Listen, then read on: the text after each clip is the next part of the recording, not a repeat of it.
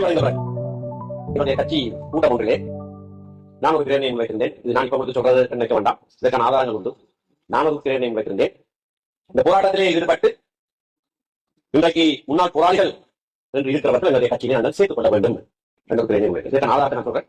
அந்த நாட்களிலேயே நோவே நாட்டுக்கு பிரயாணமாகி போயிருந்த மூத்த பத்திரிகையாளர் வித்தியாசம் ஒரு பேட்டியோடு கொடுத்திருந்தார் அங்கே நோயை வச்சு. அந்த நேரத்திலே சொல்லியிருந்தார். அவர் இருந்தார் மத்திய செயற்குழு சொந்த வாழ்க்கை அந்த கிரேட் நேம் வைத்தது ஒருவரும் அது அதுவா பேசுகிறேன். அதையும் சொல்றேன்னு சொன்னால் ஏதோ 2 பேர் வந்து நான் பேச நினைக்க வேண்டாம். இந்த நிலைப்பாட்டில் நான் வரைக்கும் அந்த கட்சியில பொதுச்செயலாளராக இருந்தார். இதுவும் வித்தியாசம் சொன்னதான் நான் சொல்றேன். அவர் நேரம் எந்த புத்தகத்துல என்ன பாம்பு இருக்குன்னு தெரியாது.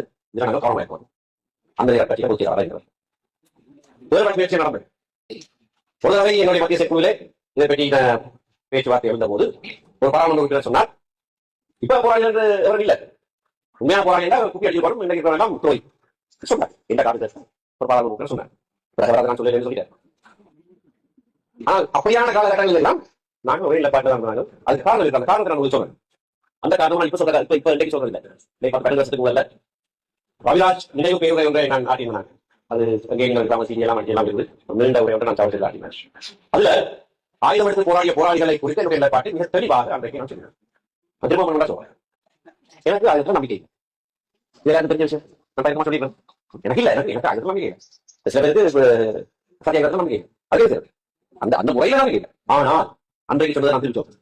தங்களுக்காக இல்லாமல் மற்றவர்களுக்காக தங்களுடைய உயிரையே வளையம் வைத்தவர்களுடைய அந்த செயற்பாடு, அந்த பக்குவம்,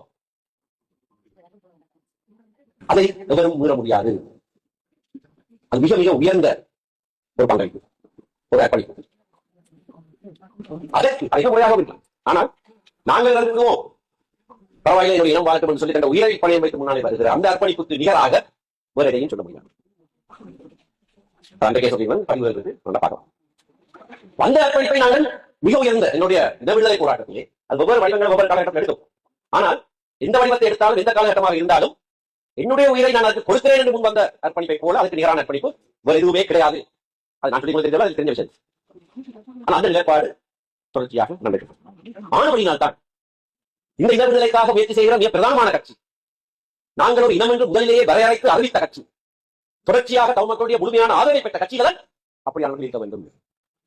அந்த அர்ப்பணிப்பு உள்ளவர்கள் இருக்க வேண்டியது இந்த கட்சிகள். வேற இல்லை. இந்த கட்சிக்கு தான் நீங்கள் உரியவர்கள். இதுதான் அதுக்கான கட்சி. ஏனென்றால் எங்களுடைய அர்ப்பணிப்பை விட பலவழங்கக்கூடிய அர்ப்பணிப்பு உடையவர்கள் நீங்கள். நாங்கள்